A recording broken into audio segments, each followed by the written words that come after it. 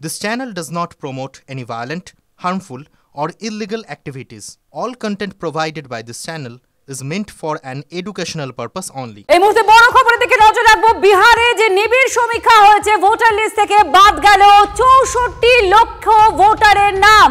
ক্রমাগত বাড়ছে এই সংখ্যা। এবার জানা যাচ্ছে 64 লক্ষ ভোটার লিস্টে নেই। বিহারের ভোটার লিস্টের যে সংশোধন চলছে, এবার জানা যাচ্ছে 64 লক্ষ ভোটারের নাম বাদ গেছে।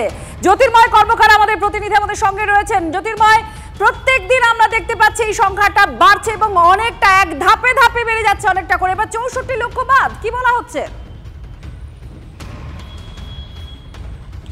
দেখো, জাতীয় নির্বাচন কমিশন কিছুক্ষণ আগেই তারা বিজ্ঞপ্তি দিয়ে জানিয়েছে যে এই স্পেশাল ইন্টেন্সিভ রিভিশনের প্রথম পর্যায়ের কাজ তারা শেষ করে ফেলেছেন এবং এই প্রথম পর্যায়ের কাজ শেষ করার পর যে পরিসংখ্যান সামনে আসছে তাতে 64 লক্ষ ভোটারের নাম পাকাপাকিভাবে বাদ যেতে চলেছে।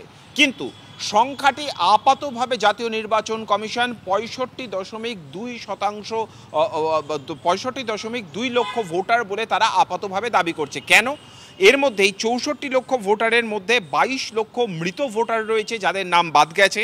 এছাড়া 7 লক্ষ এমন ভোটার রয়েছে যাদের একাধিক জায়গাতে, অর্থাৎ দুটি জায়গায় তাদের ভোটার তালিকায় নাম রয়েছে। স্বাভাবিকভাবেই বিহারের ভোটার তালিকা থেকে তাদের নাম বাদ দেওয়া হয়েছে। এমন ভোটারের সংখ্যা 7 লক্ষ। এর পাশাপাশি প্রায় 35 লক্ষ ভোটার, এই জায়গাটা সব থেকে বেশি তাৎপর্যপূর্ণ, প্রায় 35 লক্ষ ভোটার হয় তারা অন্য জায়গায় স্থানান্তর হয়ে গিয়েছেন অথবা তাদের ঠিকানায় গিয়ে তাদেরকে খুঁজে পাওয়া যায়নি।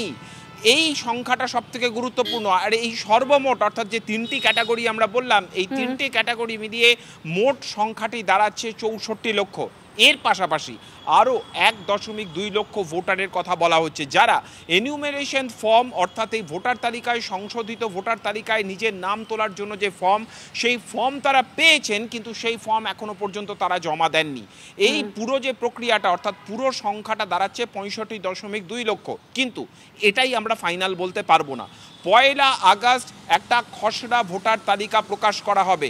সেই খসড়া ভোটার তালিকাতে আবারও নতুন করে প্রত্যেকে চ্যালেঞ্জ করার সুযোগ থাকবে, অর্থাৎ যার নাম বাদ গেল তিনি চ্যালেঞ্জ করতে পারবেন, যাকে বলে দেওয়া হয়েছে তার নাম অন্য জায়গায় স্থানান্তর হয়ে গিয়েছে তিনি চ্যালেঞ্জ করতে পারবেন। এবং প্রত্যেকটা পলিটিক্যাল পার্টিকে এই তালিকাটা দিয়ে দেওয়া হয়েছে, অর্থাৎ যাদের বাড়ি গিয়ে খুঁজে পাওয়া যায়নি, যদি তারও ইনফরমেশন সেই যে সময় নিয়ে আসা সম্ভব হয় 1 আগস্টের পরে, তখনও তার নাম অন্তর্ভুক্ত হতে পারে। অর্থাৎ প্রথম পর্যায়ের পরে আপাতভাবে সংখ্যাটা পাকাপাকিভাবে 64 লক্ষ আর আরও 1.2 লক্ষ ভোটার অনিশ্চিত।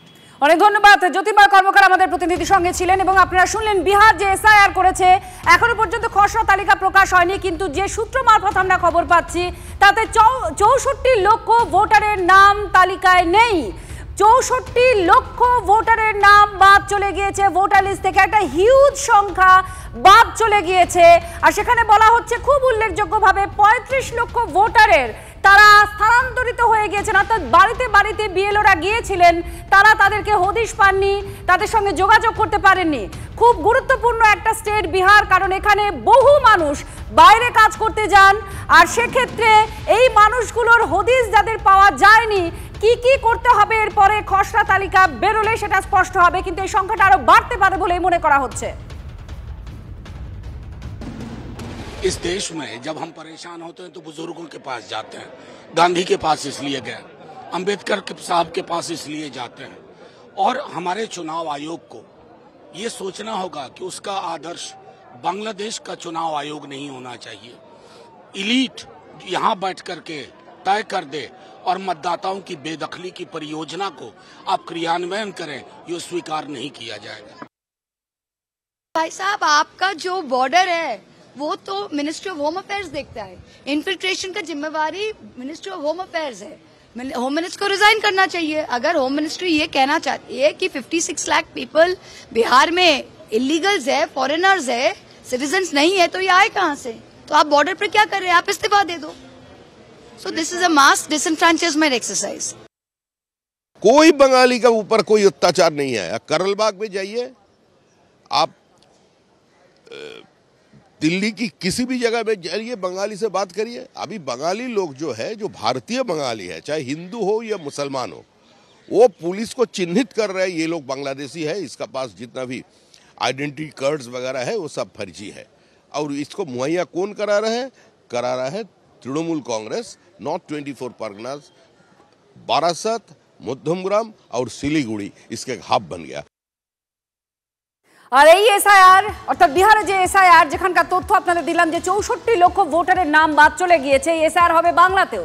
সূত্র মারফত যা খবর, যে কোনো দিন বাংলার ভোটার তালিকার নিবিড় সংশোধনের কাজ শুরু করা হতে পারে।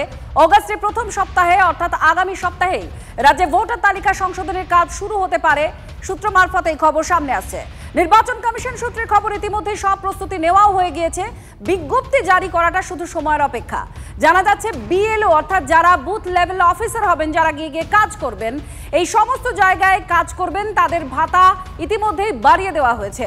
কমিশন সূত্রের খবর, দিনের পর দিন বহু আবেদন পড়েছে যেখানে মৃত ভোটারের পরিবারের সদস্যরা নাম বাদ দেওয়ার আবেদন জানিয়েছেন, কিন্তু এতদিন সেরকম সুনির্দিষ্ট পদ্ধতি ছিল না। এবার এসআইআর এর মাধ্যমে এই মৃত ভোটারদের নাম বাদ দেওয়ার বিষয়টি আরো সুনির্দিষ্ট করতে চাইছে নির্বাচন কমিশন। এসআইআর পদ্ধতির ফলে আধিকারিকরা বাড়ি বাড়ি ঘুরে ফর্ম ফিল আপ করবেন যাতে মৃত ভোটার তালিকা শূন্য হবে, এমনটাই দাবি করছে নির্বাচন কমিশন।